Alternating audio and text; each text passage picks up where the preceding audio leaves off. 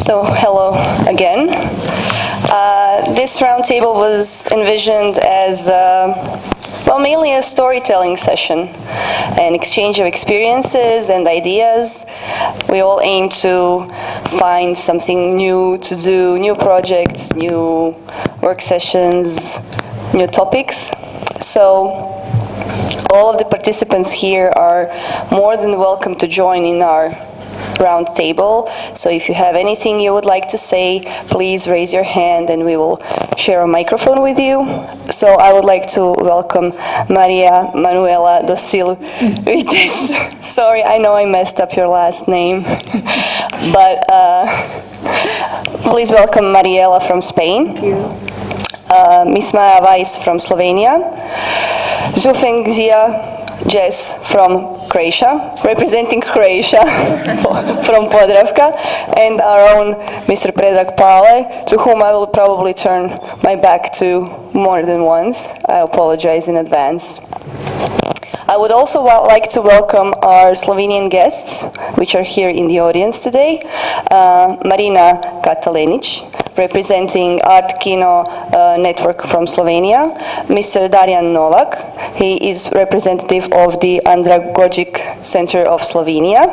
And our very dear guests, Jill and Dennis Wright, which are here as representatives of the immigrants.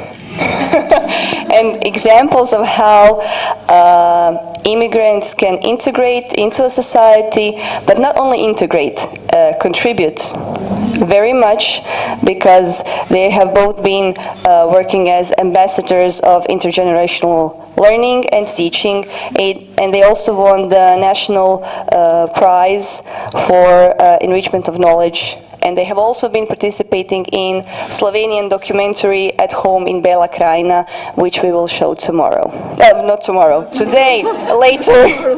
But we can do it tomorrow anyway, so. Okay, to start off, I was listening to Predrag, and I kept thinking to myself, and I know this may be a very unpleasant question, but here it goes anyway. Seeing all these wonderful technologies and all the wonderful opportunities and possibilities technologies have to offer, and thinking about migrants and especially people who are not migrants because they want to, because they chose to, because they had to, whether for political instability in their home country or economic instability. All of these wonderful resources which are offered to us are online. Yes. How can we adapt them or create new which could be also accessible offline, or should we just revert to old ways? Like Juraj said, use maps and ask questions by dragging people on the street by their hands.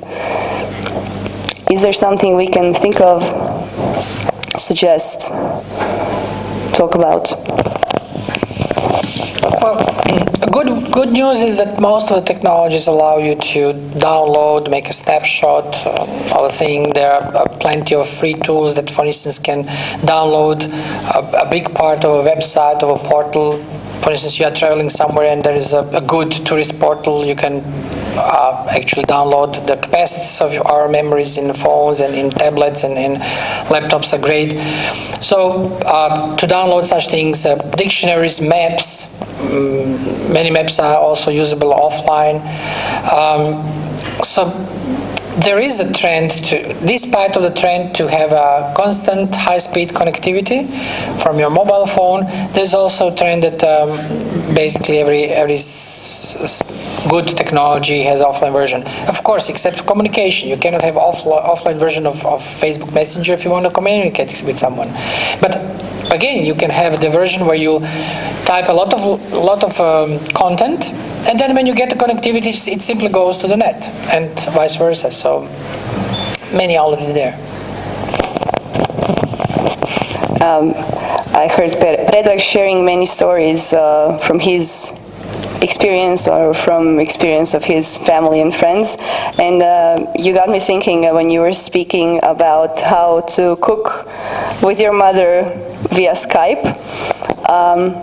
a cousin of mine recently took up knitting, a tradition which is almost forgotten in my generation. Nobody does it anymore. Why knit when you can buy something in the store?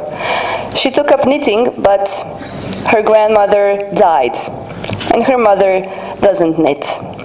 So in order to reach to that old tradition of knitting, she used YouTube and tutorials, and I found it very heartbreaking and interesting at the same time to see her laptop and her knitting kit, her knitting needles and yellow yarn sitting next to it. And when I asked, what is it, what are you doing? And she says, oh, I'm learning how to knit. So maybe we can reach out to our tradition from behind or from somewhere around us and use these technologies to do it again, to use this tradition or simply make it easier for us to access. Now I would like to ask Jess to share some of her personal experiences, perhaps with the technology, and how technology helped you or didn't help you to stay in touch with your family and your friends, because I would very much like you to share your story of how you ended up in Croatia. It's a very interesting story. And tell me, how do you feel technology helps you? Or can it replace the human touch? Do you still feel the urge or the need to hug someone? Well, the most recent question, for sure, we do need the touch, and we do need the hug from real person. At least at this moment, the artificial intelligence, like I said, are not there yet. But maybe for the next generation. So you had many questions. So how did I end up in Croatia and representing Croatia? This is very funny. I'm Chinese. For the past 6 years, I have been working in Europe. I did a PhD in actually Erasmus program, the Erasmus Mundus program, and I spent 2 years in Netherlands, in Rotterdam, 1 year in Bologna, Italy, and some months in Hamburg.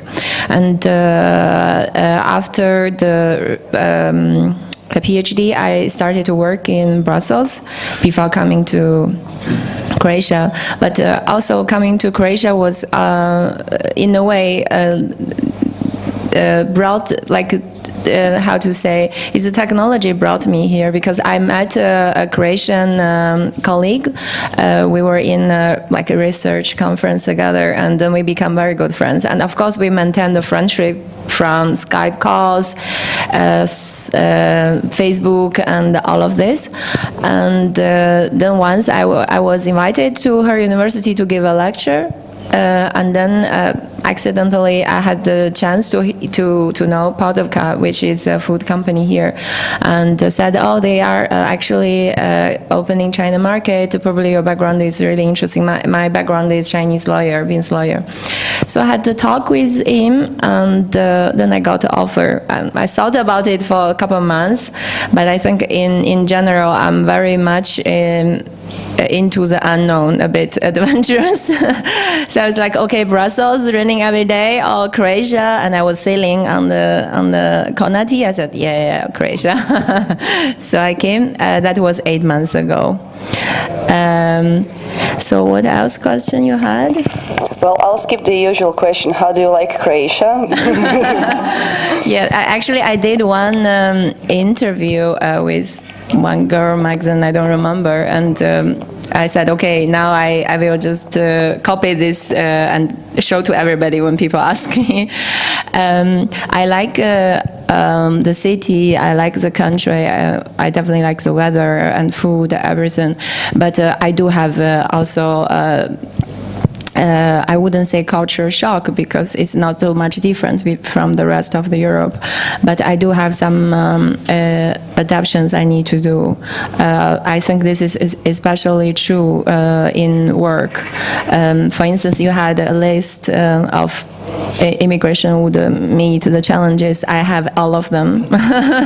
I have to work in an environment everybody else speaking Croatian, although I'm trying to learn, but you have really complicated languages. I have Chinese had no case, English has no case. I even learned a bit Italian and French, but like, what is it? 7 cases? Come on, it's like life is too short for 7 cases, and and also my colleagues they speak perfect English because I'm in global business development department. We deal with cross-border merger and acquisitions, but when they speak to each other, of course they don't feel comfortable to speak in English. Then it's a bit strange for them.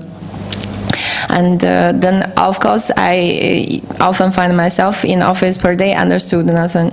You know, this is the case. And then also for informations like how to find a plumber. Actually, this morning, for all morning, I was dealing with someone fixing the curtains, and he promised me for 4 months, like every time say, oh, next day, and the next day. And this is also, I realized people are very much relaxed. So, like whenever I talk to my boss, I talk to my colleague, I'll talk to the plumber, everybody tell me, take your time, be patient. This is like a mantra, be patient, right? I hope I'm not being biased. And for other sense, I think it's really a nice country to live in. People are friendly, maybe not on the first meeting, but when you get to know them a bit, they are really, you are really warm-hearted and very helpful. And of course, it will take time to fix my curtain, but they will fix my curtain. Eventually. Eventually. Yes, curtains are so passé. Yes, this, they also said to me, you don't need. I'm friendly. You don't want to communicate with people on the streets. You don't allow people to enter your life. But I'm really curious, as I believe all of us are. You said you didn't experience cultural shock when you came to Croatia because Croatia is so similar to Europe, to the rest of Europe. But how was it coming from China to Europe? The first impressions, you know. Yeah, the thing is, I have been traveling here before I came here, and also when I first traveled in Europe, I didn't feel culture shock. I live in Shanghai, you know. Shanghai has 24 million people, and Croatia has 4.5 million people, so I don't feel any, all in Brussels, in London, everywhere, I don't feel so much difference. Actually, the real culture shock I had was in Turkey. When you wake up in the middle of the night with, the prayer. Call for the prayer. Yeah, but here I never had a real culture shock, just the culture difference, and which I'm very happy to say, because we are different, and the beauty is to say the differences. This is, the good part. How did you manage that bike being stolen? Because this is, I believe this is a very good example of, you know, when you travel or when you come to a new country and everything is okay, everything is wonderful, isn't it? Wherever you go, well, things are good and well, you're very happy. And then they steal your bike. Yeah, what happens then? Now, to me, it was like, okay, what can I do? Yeah, and it was not a big deal. I think the worst experience was when they stole my wallet in Brussels in the train station. So I had no ID, no card, and no cash, and that was a bit annoying. So for a while, you were a person without identity. No, I was on the train. Oh, and I have no ticket, no card, no nothing. But luckily, I had my artificial intelligence. I had my phone. So I called my friend, came to bail me out. I have nothing. I arrived from Brussels to Rotterdam, nothing.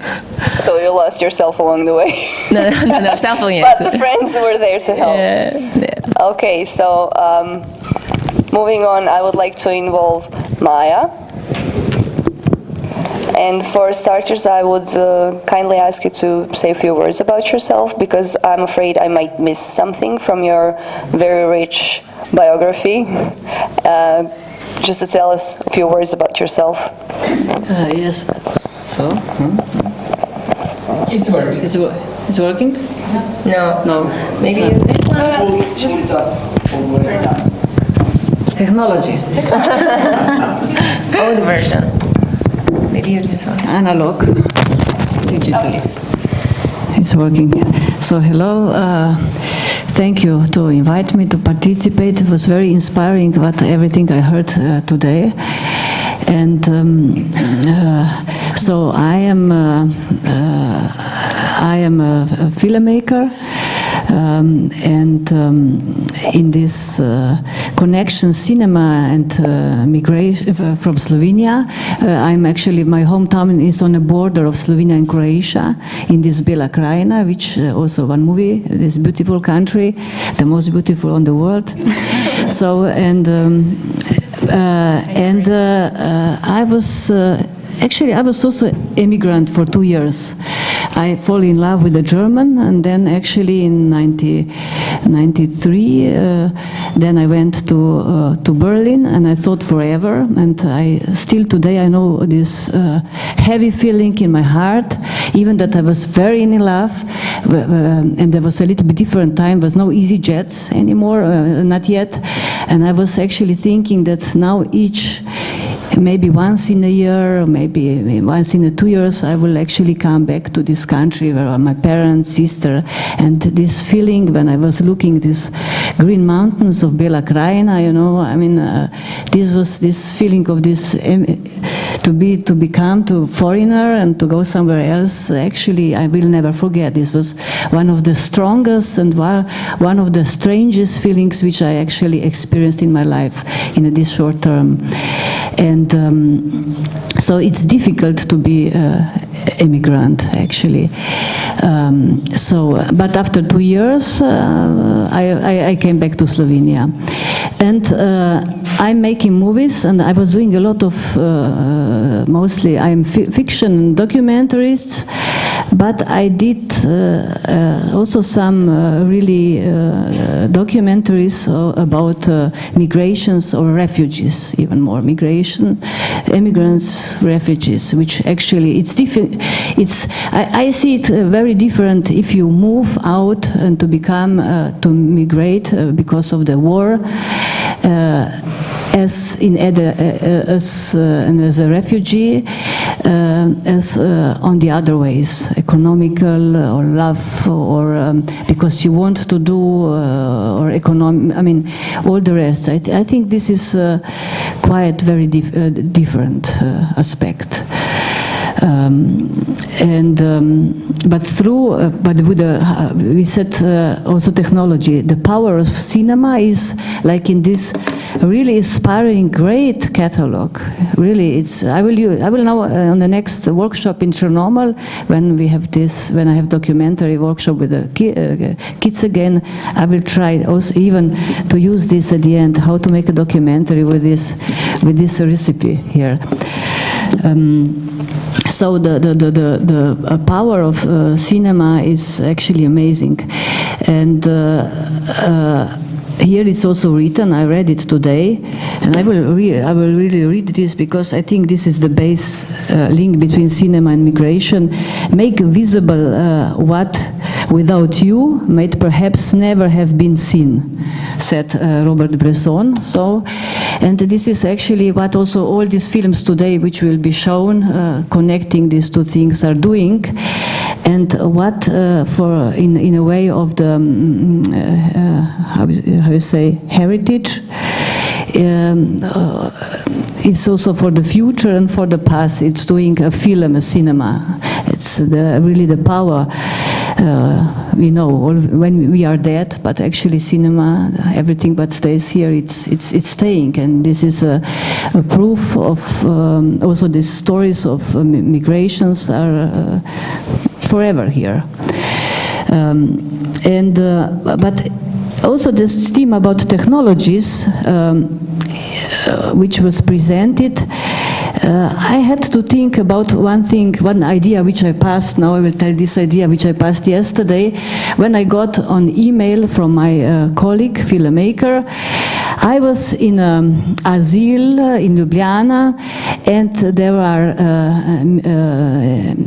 immigrants from Syria, and there are 3 political, and actually there's one journalist, and they would like to they would like to camera. Could we filmmakers, so could we borrow them something to help them somehow? And then I was actually writing to this list of 100 people. I said, let's make let's collect the money in these 2 events and buy this camera and give them the camera that they can have it and they can actually record all these things on the way and these stories. So this is now we will do this. Now this is acceptable, and they all said, "Great idea, Maya." So we do it. We collect till next week this thing, and so this kind of. Maybe some questions, or I mean, I was trying to put still some things. I could even say that when I was shooting a film with the refugees from Croatia and Bosnia and Herzegovina at the beginning of the 90s, and these refugees were as a Slovene filmmaker. My husband is a German filmmaker. When we did this in Germany, I met in a house of my husband. Eldina Begovic, one woman, which I'm still a friend today. They were from Gorazd, they're from Bosnia and Herzegovina. I was shooting them as a part of the story in a film.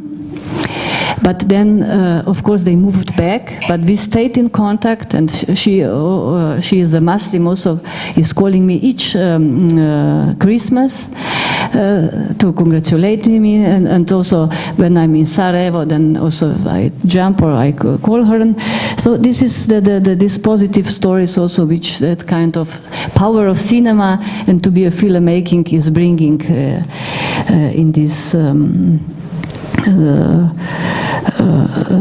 things, and maybe for now this. Okay, thank you.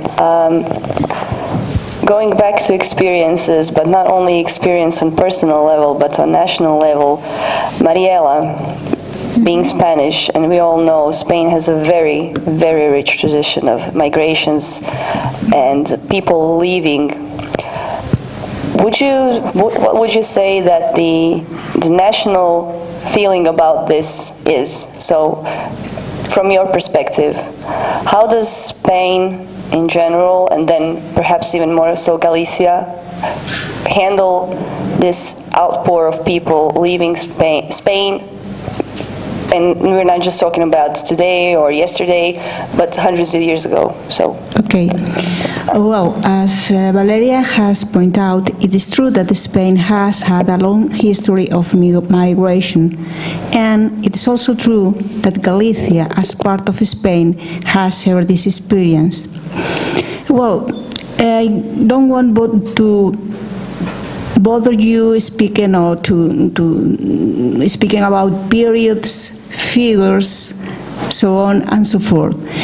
I would rather speak about feelings and emotions. Being a Galician, you must know that we had a word of our own to describe the feeling of the thousands and thousands of people who left the country without knowing if they would ever come back. It is deeper than homesickness, it's deeper than solitude, it's deeper than Portuguese saudade, it is morriña.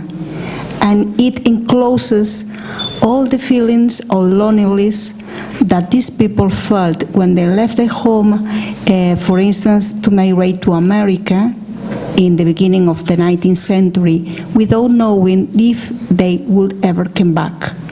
In fact, some of them never did, because 1 out of 3 remained in America, in countries like Cuba first, then Brazil, Uruguay, Argentina, and later Venezuela. Some of them never come back because many of them fail. They left the country with the aim of making a fortune, of attaining a better future. And for many of them, it was an impossible dream. They didn't succeed, so they were ashamed of coming back and showing their failure to others. Others founded a family, a new family in the countries, and forgot the wives and the children they have left in Spain. For all those people, the cultural shock on arriving to the countries of destination was amazing.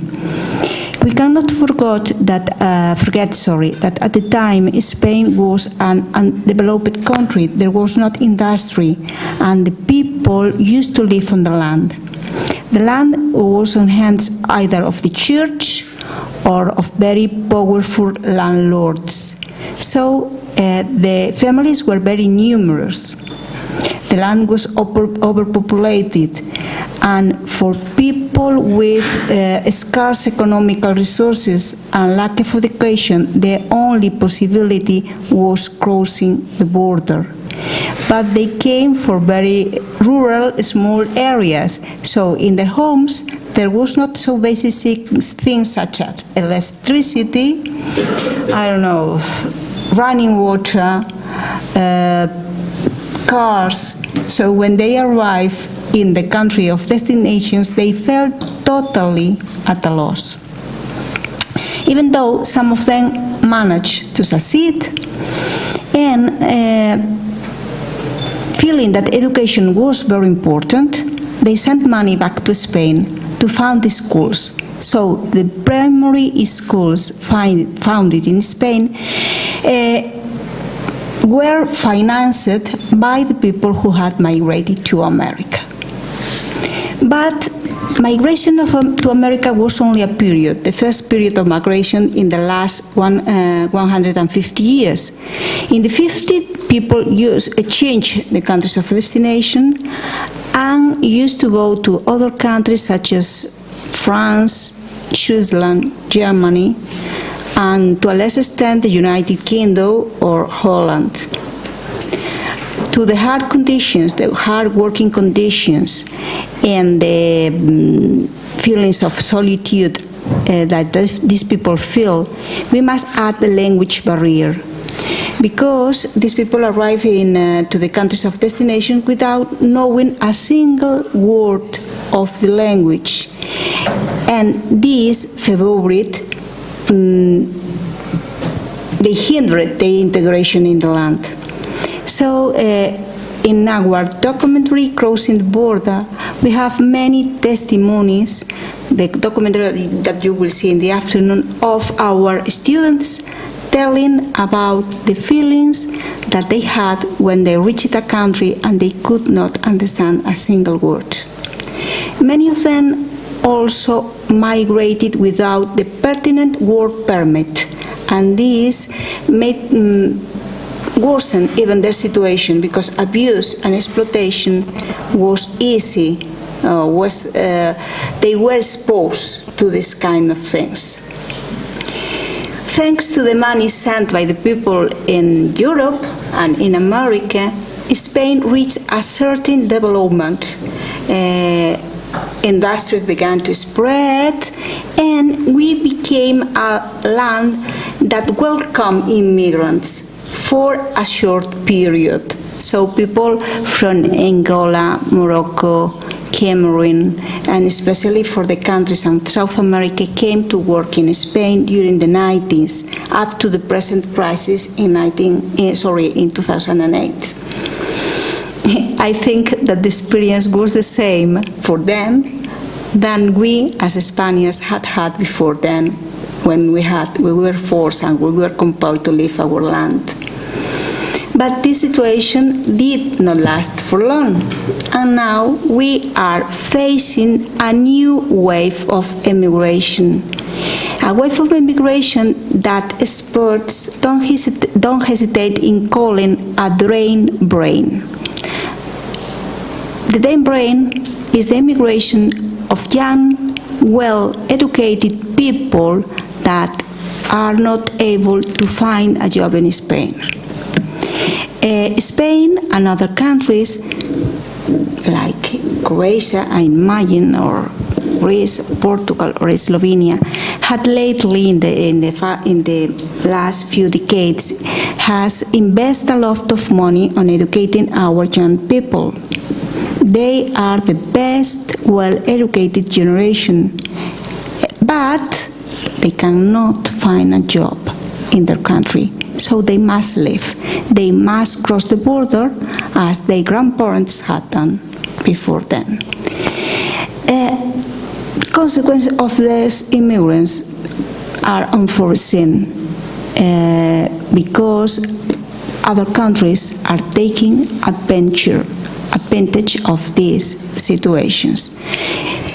As you can imagine, and we have been talking about this, the situation is not the same. Today we have Skype, we have Facebook, we have phones, but according to the testimonies that you hear in the afternoon in our documentary, the feelings of homesickness remain the same. There are some proof of them, or you will see some proof of them in our documentary. Well, as you all know, or some of you know, I am no more than a teacher. I am not an expert in immigration, and neither I am an authority in history. But I can speak about feelings and emotion because migration is an experience that has marked my life and is still marking it. Because I was born in Venezuela, my parents had migrated there before marrying. In fact, they married there. And I came back to Spain when I was 6. And now the story goes on because I have a doctor who is emigrating in Ireland. So mine is part of the never-ending story of migration in Spain. And I can speak about sentiments and feelings as well as any other of my compatriots could do. And if you have any question, I try to be very brief because I know that we have not much time. We will be very happy to hear more from Mariela and more on experiences and feelings, but experiences and feelings again take me back to Jess, and I keep wondering when you are so far away. It's a little bit of personal experience as well, but Mariela said nowadays many Spaniards move to countries which are closer, geographically closer to their homeland, so perhaps the feeling of leaving something behind is not so strong, because maybe somewhere in the back of your mind you keep thinking, oh well, from UK to Spain is only 2 or 3 hours flight. From Ireland I can, well, not maybe pop back, but it's somehow easier in my mind if you are relatively close and you say, oh well, if something happens I can always run back home, catch a plane, catch a train and run back. How does it feel for you? Also, I wanted to say what Mariela said. A lot of, let's say, a lot of not negative, but I don't really know what's the right word to say, not beneficial sides of being an immigration, but also there are many beneficial sides of being an immigration, probably because of my generation. The immigration is not learning for a better future or be better paid or something. I think for us it's more for a different life, to experience more, to live differently, to be at different places, and so experiences count for us. So probably this is also the reason I mainly say it from the positive side of as immigration. Of course, I had many problems because I am Chinese citizen, and in order to apply for this work permit, I had many. I'm like a virtually visa queen. I have to apply for visa for everywhere. I have to apply visa for UK and the Schengen visa, and now I'm in Croatia Croatia, I have to have I have the EU blue card. I don't know whether people know it, to be able to work within the EU for highly skilled migrations. But since Croatia is not in the Schengen, I need a Schengen visa to go to Slovenia, because we acquired the Žito, which is the biggest food company in Slovenia. And it's like a 40 minutes drive, but I need a visa to go to Žito. So of course, a lot of inconvenience, many of them, and I'm really far from my family. I go back twice a year, but still, I do Skype calls and all the time. But even with friends, I have my friends all long distance. I have three other girls. We are really best friends. We try to see each other every year, once at least, because one is living in Australia, one is living in Israel, one is living in Slovakia. Slovakia is okay, we can see each other even actually more, but for four of us to get together, it's really difficult. And this year, actually just last weekend, we had a reunion in Paris, and so this is an interesting story just to share. So I went from Zagreb, it's okay, there's a direct flight, and the Slovakia girl, she works in the government, and she had some events in Brussels, and she missed her train to Paris, and exactly she used the platform you were saying. You said you don't know the name. It's called BlaBlaCar, which is amazing. BlaBlaCar.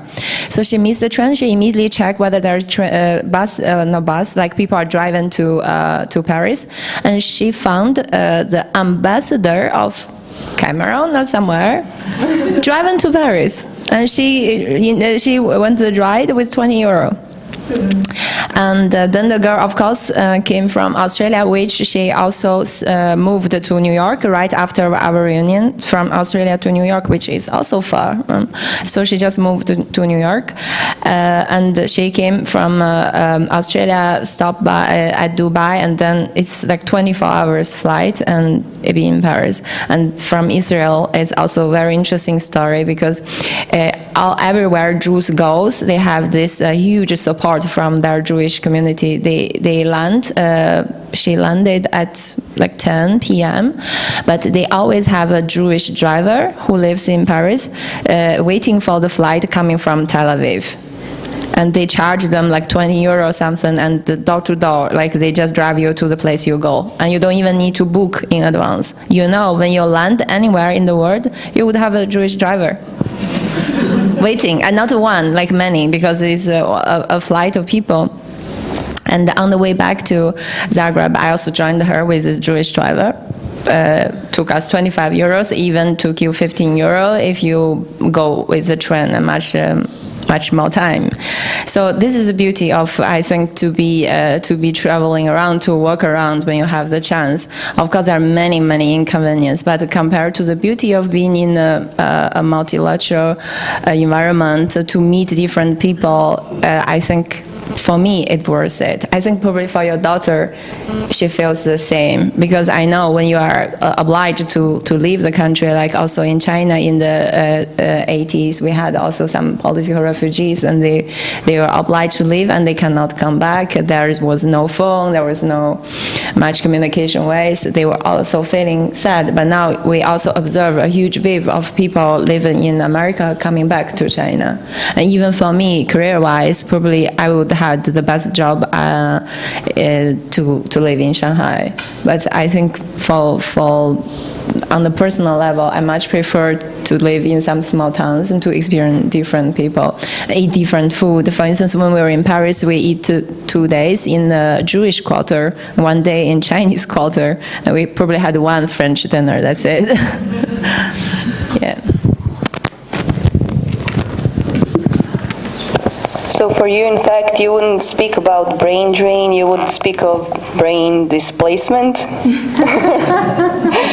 Seeing how you, which I find very interesting and wonderful, you focus on the positive, on the good side of migration, of moving, and of course bearing in mind this is all willingly, with the desire to do something else. And I really wouldn't like to slant this discussion towards the negative, but I'm really curious to speak to Maya about her experiences and what it was like to be exposed to the stories of refugees during the war, and looking from your perspective of, well, I don't know what exactly you felt, but probably you felt much more safe and secure than they did. And seeing how the Syrian crisis put us again into this situation of being faced with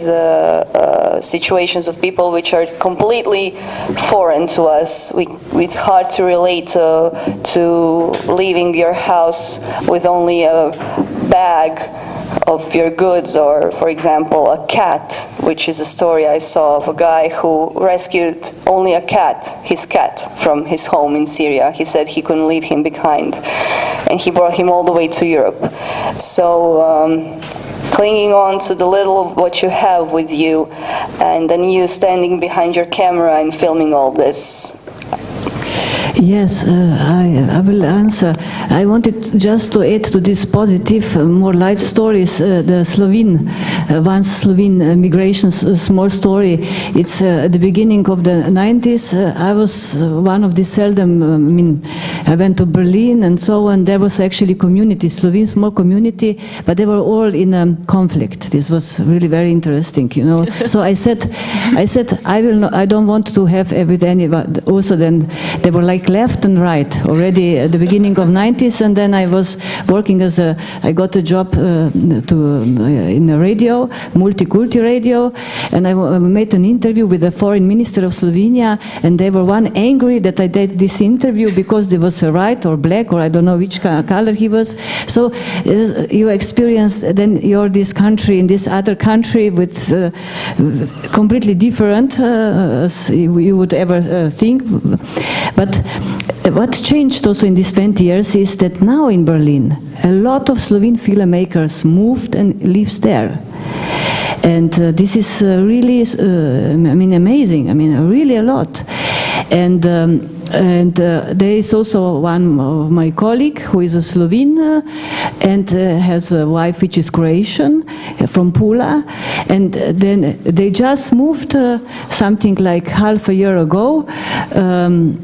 They moved to Berlin, and they said, and then this my colleague, others who also moved there, he said, you know, Sasho and his wife, they decided he's Slovene, she's a Croatian, and they just decided that their kids, they will go and they will learn and learn in German. So this was some kind of maybe also going for the I don't know what was the reason.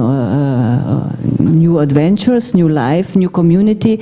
We know that in the big cities, also Berlin is a absolutely very nice and kind city, you know, so you could really have a life experience in that kind of different way, which makes you, of course, personally rich, and so on. Then it's a question if you come back or not, or if it was also economical reasons. So this I don't know, and there was like no some kind of jobs here.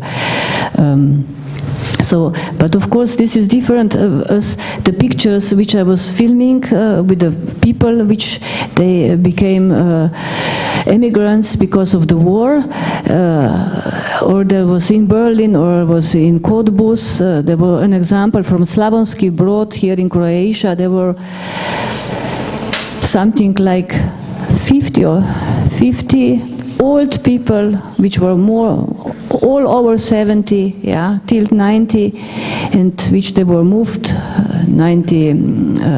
This was 92 to Cottbus, to this old home, and of course this is, and then they didn't know if they will die there, if the war will stop and they will go back. And they had this, how you'd say, domovina? Homeland, and so, and of course, but the positive thing here it is, that still the war was ending, and I was then visiting them when I made my new documentary called The Road to Fraternity and Unity, and this was 98, and I stopped in Slavonski Brod, and I met some of them, which I met in 92 in Cottbus. So they lived to come back. Yes, home yes. and So yes, and some they were, and this was also such a strong and happy moment. So and of course there were also young people, which. I remember one girl from Sarajevo, and also in interviews things which we later knew, you know, about some, but then it's.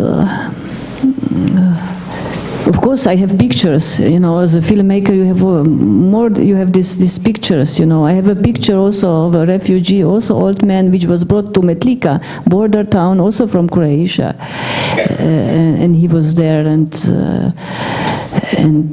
But I could say, as a camera, also as a power. You know, these people, they spoke this. They wanted to speak in front of the camera. They wanted to tell their stories. And they wanted to be seen and they wanted to be heard. So this is. And now I will jump to the documentaries which I was doing in 15 years together with Tomo Križnar. He's a famous human rights activist.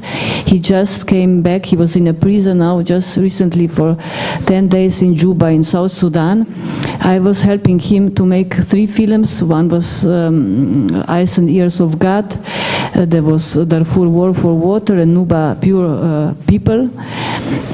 And the power again of a cinema, of filming, of all this is that these films are also in Hague as a proof of crimes against humanity. You know, it's and this is of course what you can do with these things. Tomo, as a real activist, he also brought a lot of small cameras to this area and gave it to people which they were recording as small films later, and which was put it, and so there was really. But we just recently had these 3 films. They were in Berlin shown. This was in last November. And there came also people from Sudan, and they saw these 3 films, and there is no young people. Also immigrants. So, one of these films also got Amnesty International award. So, but these 3 young people, they said, "What a value is this?" Because this is really the history of them. Something when, of course, hopefully, but it's going for 20 years over the war and genocide. When will be ended? You know, this will stay, but also with the help of these people, a lot of people knew that somebody is still alive, and he brought also these films there.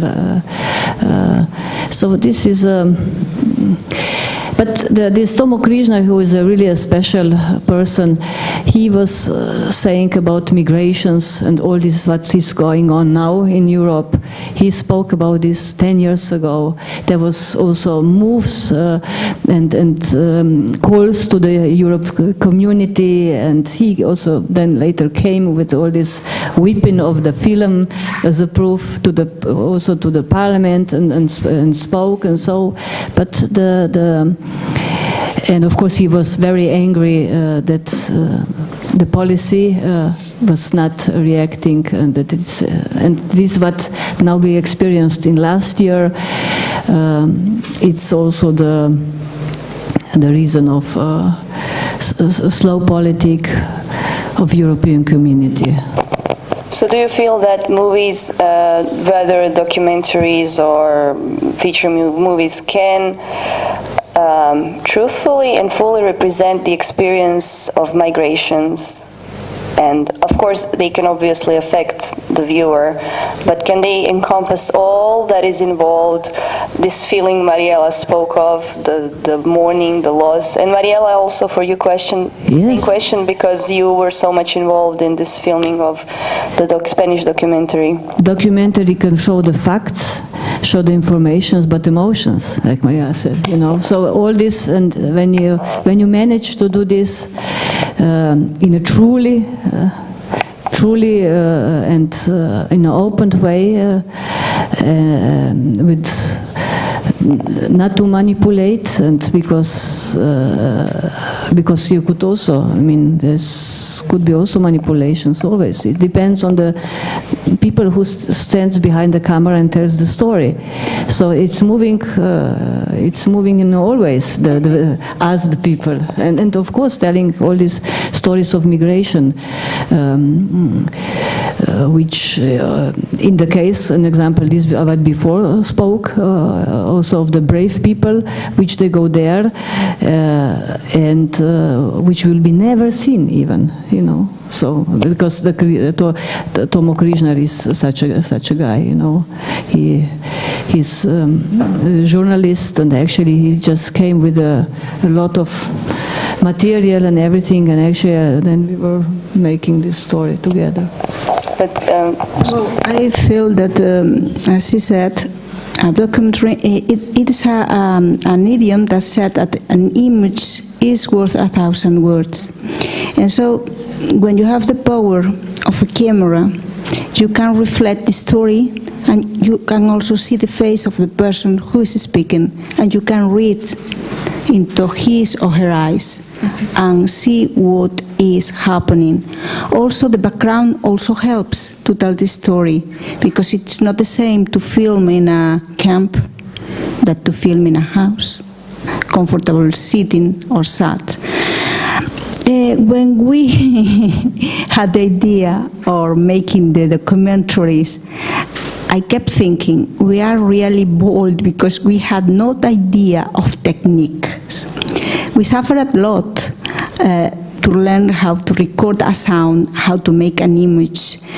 But I can say that in spite of all of this, I am quite proud of the result, because these stories themselves, are so moving. Some of them are so touching that, in spite of the lack of technology, I can say that they really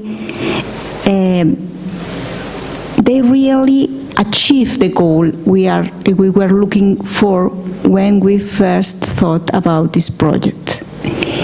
And it's to show the world that when a person, it's not a case of yes, because she left willingly, but when a person is compelled to leave his or her home, either for economical or political reasons, it is really very, very hard.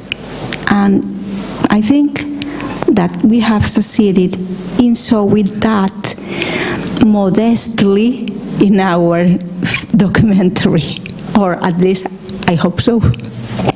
We will see it later today, but I would just like to bother Maya just a little bit more, being the filmmaker among us, being the one who has professional experience with the filming. And as you are here, we would love to pick your brain a little bit. I'm curious about the technique. So, do you find yourself using certain techniques, certain shots while you're filming? Do you find yourself using this, similar techniques or shots for similar emotions you want to expose? If you understand what I mean. So do you find yourself, you know, using close-ups to show something very painful, or wide shots for showing something happy? I'm just curious. It's an interesting question, because I mean, it depends. An example, I made sometimes I do with a team. the film. But I did also one film, this is The Road to Fraternity and Unity. I did by myself. This was 98, and then these digital cameras, they came out, and I wanted to do this like personal documentary. I wanted to do, and I didn't get any money.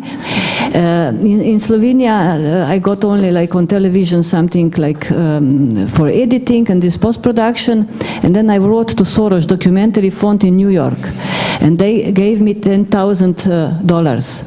And with this I bought a camera, which was actually a good camera, which was so much. And then we went with my sister on the road, and then we went 98 through all this, the road of fraternity and unity through ex-Yugoslavia things, and then and we were asking what is with this fraternity and unity, how it was, what did change, and all that kind of things. It was a fake ideology, or what was, and so on.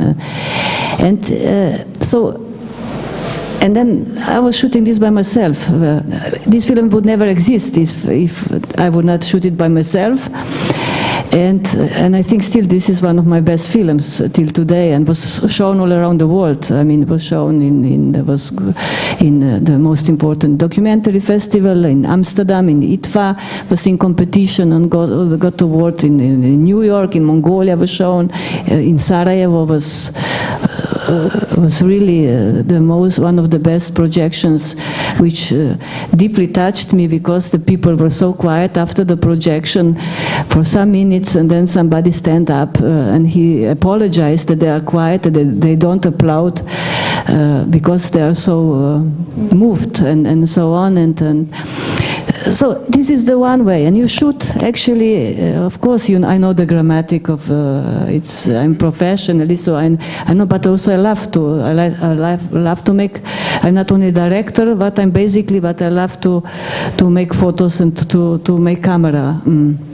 So this was that way, but also then other is maybe with the team, or in this kind of this Sudan trilogy, which actually I was participating in a post-production, but we were working that full War for Water 1 year. 1 year we were working each day for 10 hours. And we were writing each sentence, so it's different ways. So how to, and I got ill from this work, really ill. Do you believe it was the work, or such a difficult and hard topic? Difficult and hard topic. So it was both together, and also how really to make a film which would catch the people all around the world. Because sometimes you could also do and nobody wants to show it, and this is then it's always you want that it's shown, and you want, and it was also was film went around the world. And so this is these different things, but also I love to work as a mentor. We have in Chernomel this nice filmski tabor Kolpa called. I have a documentary department, and now it's 9th of year. And last year I could not work on this film about migrations because I was ill, but all the other years I was working, and I love to work with kids and to help them, an example. And it's very important that also they do with the cinema, with these technologies, which is digital, which is today really so, we have it, it's more possibilities as before, that also really the teenagers, they are doing it, because this is a really media of 21st century, to develop teams, to experience, to see, to this emotional, and it's a power. It's like you said, it's a power of the picture, and of course also thoughts and everything what is said. And it's amazing. This I must say, I'm for the first time really in connection with some kind of Erasmus projects on this way, and this is for me new field which I was stepping today in, and this is a fantastic project, and it has to go on. So Predrag actually cued me today a lot of times during his speech, his lecture, and one of the more interesting things he spoke about are the universalities. You said that if people cannot speak the language, they surely can find some other way of communication and interaction, maybe dance or acting or something. Or programming computers. That was my question. And thank you for asking the question in my place. Do you feel that besides of these more generalized forms of communication, programming and speaking to robots can be our new way of interacting vicariously? So not necessarily directly, but vicariously. Computer games. Computer games are universal language. Kids who play those online games and individual games, they pretty well understand each other without speaking. Programming languages are universal, and regardless what script you use, what language you use, programming is the same. And I don't know anything about biology, but I presume that in the future we'll see that people who work in DNA design, there will be a lot of things designing DNA of flowers, DNA of vegetables, whatever. This will probably also be universal language, and people will understand each other. I usually, when I was talking about cultural differences, and when I teach, for instance, designing computer interfaces, then this cultural thing is very important. For instance, in our European culture, red and green. Red usually means what? Stop, green, go. Red is dangerous, green is okay. I was told that in Japanese culture it is blue and yellow. And I forgot about it. And I got some device, the set-top box from our cable operator that I watch cable programs. And when I go to set it up, there is a menu with two items. One is blue, the other one is yellow. And when I press, arrows, they change. But I don't know which one is selected. If it was green and red or something else, I would understand. But blue and yellow, I don't know. And if it's only two, then moving with the arrow, you just flip them, and you don't know which one is selected. I always press the wrong one. Then I realized, oh, this must be a Japanese designing this. So yes. Now it makes sense. It makes sense. So these are things that we don't think of, that are really embedded in some things. So when you go back and when you start thinking about designing things, and because we communicate through devices, we communicate through everything we produce. There's also communication, and the way you use your pencil, you know that it's been designed for and the European scripts have been designed for right-handed people. It's difficult to write with ink with left hand because you are smearing the ink with your hand as you write. So we don't think about these things, but the doors, the cars, the wheels, the phones, everything we design and we send a cultural message in it. So it really takes you to come to the other end of the world to realize that some things can be quite different. And frankly speaking, this is one of the dangers of the globalism. Because if we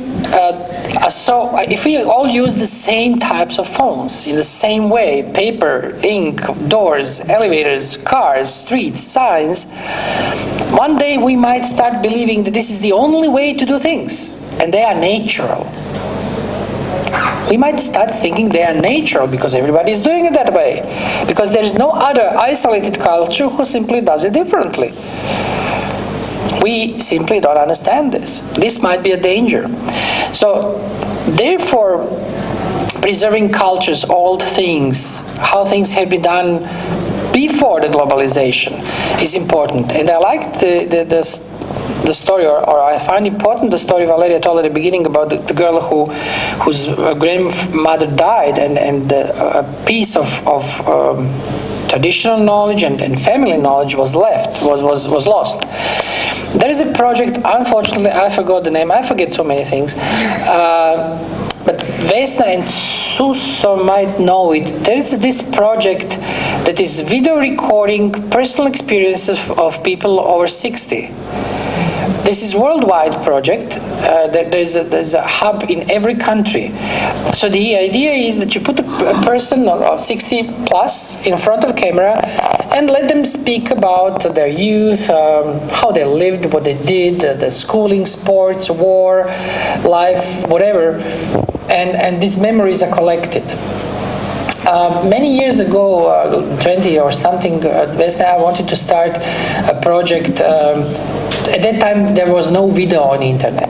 And we wanted to start a project where retired teachers, doctors, lawyers, engineers would come every Thursday evening, 6 o'clock in local library and tell their life stories to the students of their profession. We thought, first of all, these people might feel more appreciated. Students might be able to hear stories they won't read in textbooks and hear from their professors. And students could, there were no video at that time, students could actually transcribe these things and put them on the internet.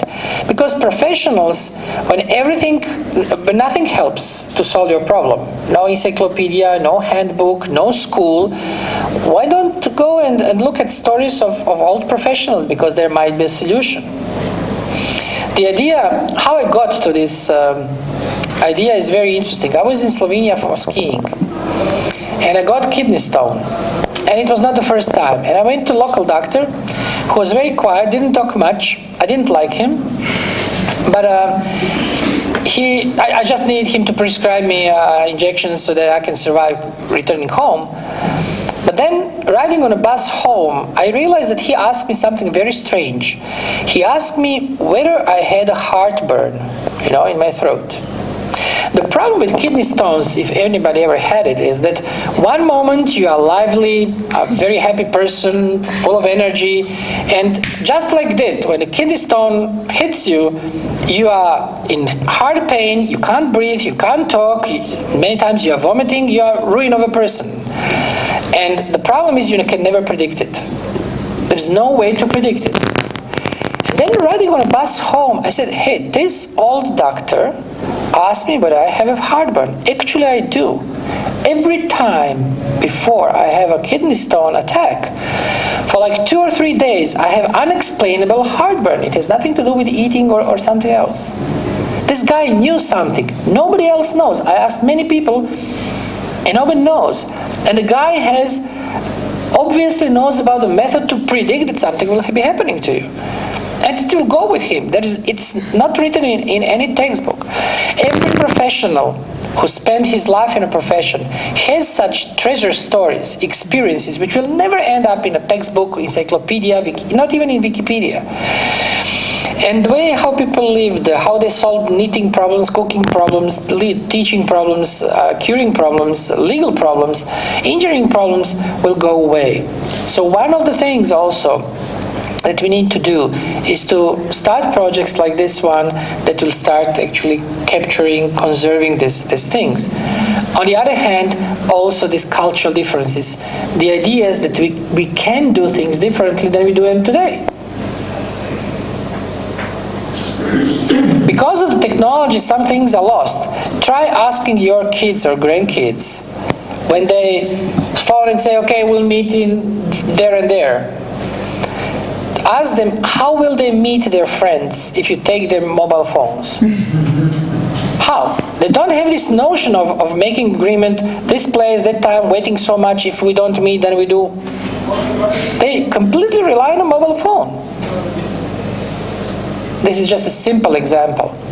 So yes, tradition, other cultures, cultural differences, knowledge, hidden knowledge, a lot of this has to be captured while we still have it, and thought about and discussed and used in schools and in other events. 2 microphones and only 1 mouth. So I would like to ask the audience if there are any questions, or maybe somebody would like to say something, share their experience. Okay, we have. Thank you, Dennis, for joining us. The microphone. It's modern technology, yeah. Hello. It works, yeah. You were saying earlier about people going to a country and they don't speak the language. Well, I will tell you an amusing incident that we had when we first moved to Slovenia. We went to the local butchers to get some meat. Nobody spoke English in a little village called Drenovec, which is near Vinica. Hardly anybody speaks English. So we went in, and the man, we looked, and we couldn't really see anything. So I said to him, you know, in English, I was speaking. I said, "We want some lamb." Bah, bah. And he looked. Ah, yeah. And then I said, "We would like some pig," and they thought this very, very amusing. But he understood. And I can tell you this, that I think it was 4 years later, we met the granddaughter of this man, and we were talking to her about this. She says, no, it was an uncle. Yeah, my uncle still talks about these two English people who came in to buy meat. But it shows, I mean, we didn't know hardly any words in Slovene, but you can make yourself understood, albeit a rather strange way. But then people will remember you as the funny guy who made all that noise at the butcher shop. Exactly. We found out that they didn't have lamb in the shop either. There is a joke. We usually make jokes about policemen in Croatia, proverbially being not very intelligent or educated. So there is a joke when two policemen they patrol on the street, and a tourist comes and speaks to them in English, and they shrug their shoulders. They don't understand English. He tries in German, French, and Italian, and doesn't help, so he reluctantly goes away. And one policeman says, "Well, you see, we really need to learn some foreign language." And the other guy says, "What is it good for? He speaks 4 languages, it didn't help him." But I wanted to give a contrary, my personal anecdote also about the communication problems, which is quite opposite from yours, which shows that we cannot communicate. I was first time in the United States in '85, and I wanted to rent a car. And my English was usable, and the lady's English was usable. But when we came to insurance, I really couldn't understand what she's talking about. I really couldn't. I understood every word and every sentence, but I didn't understand the meaning. What is she trying to sell me? Altogether didn't make sense. The problem is that in Croatia, when you buy car insurance, you are insuring the car, whoever drives the car. In the States, you insure the driver, whichever car he drives. And she didn't know that, I didn't know that, and we couldn't understand each other. It was, what's she talking about? I had another example later with communications. For instance, with London, we couldn't solve a communication problem among our computers. The reason was because I was sending a message, establishing a connection, and dropping it down. And he thought on the other side in London that there is some kind of a problem in communication. And at the end, after 3 days, he said, "Well, this is because your lines are poor, because the connection is dropping all the time." I said, "What are you talking about?" Well, he says, "You send a message and then the communication is gone." I said, "Yes, I'm dropping it out. I'm waiting you to call me and send me the answer." He said, "Why would I like to do that? You just leave the communication open." I said, "Because it costs a lot of money to me, because I'm paying every minute." He says, "No, we don't charge by minute, we charge by byte." So again, you cannot understand because the concepts beneath, the cultural concepts, are different. Goodwill and all sorts of non-verbal or quasi-verbal communication don't help all time, and therefore we need a lot of work on cultural understanding. Maybe still to say something. There is this famous German philosopher Wittgenstein who said this: the borders of my language are borders of my world. So meje mojega sveta so meje mojega jezika, so opposite. The borders of my world are borders of my language. But what is sometimes, but I think still that it's going deeply. I mean, it's the heart, which is like in the case of this story, is this which is connection between us people and my husband, who is living, he's a German, lives in Slovenia, and actually he can't speak Slovene. He's living 20 years already, and he can't, you know. So, and everybody is asking me and make me guilty. I'm responsible because he can't, but he says, I can speak only on the market with normal people, Slovene. Then I can speak everything, we can, but with others, so I can't. But he said also one thing, what I think it's also for maybe immigrants to live easier, whatever they are, where they live is the home is where the heart is. So, and when you have this heart, if it's there, it's your home, doesn't matter where you are, and so it's easier also to live. I never blamed foreigners not speaking Croatian or any Slavic language. From my youth, there is an anecdote. I was visiting some German friends, and the young German, he was a little bit younger than me, he said, I asked, how is it in school? He says, it's okay, except for the German language. You know, this German language is terrible. We have 4 cases. All these little Turks speak better German than me, because the grammar is very complicated. I said, well, okay, I know, we have 7 cases in Croatian. He says, no, you don't understand. You can't have 7. The 4 is upmost. I said, you know, but there are also countries who have languages who have 14. He said, no, you don't understand what I'm talking about. So I never blamed foreigners, because our language are really, Slavic languages are really complicated. But this year, actually last year, I met a gentleman from Netherlands. He's about my age, a little bit older, who actually spent every summer vacations with his parents 50 years ago, and then for the next 20 years. So he just occasionally comes for vacations. I had a real problem figuring out he's not a Croat. The way he mastered the language, and he said, well, this is not complicated. Where's the problem? He said, well, the thing I will never completely master is accents in some words. And really, when you carefully listen, you could say that he might have lived in Slovenia, so he picked up a little bit of accents, so he spoiled his Croatian. But to the point that you're doubting it. And then I realized that actually there's much more than the complexity of language. There's much more to it, why we tend to understand some languages and master them easier than the others, and what's going on. There's quite artificial intelligence will work on it. Actually, yes, work on artificial intelligence will actually bring us into the tracks to start really understanding languages. Language is a very complex thing. Come to think one thing. Children start understanding language much earlier than speaking it, which is crazy. You know, which is, when you look at computers and you try to make a computer that talks, it's quite easy. And a computer that understands the language, it's impossible. Today, all attempts today are very, very childish.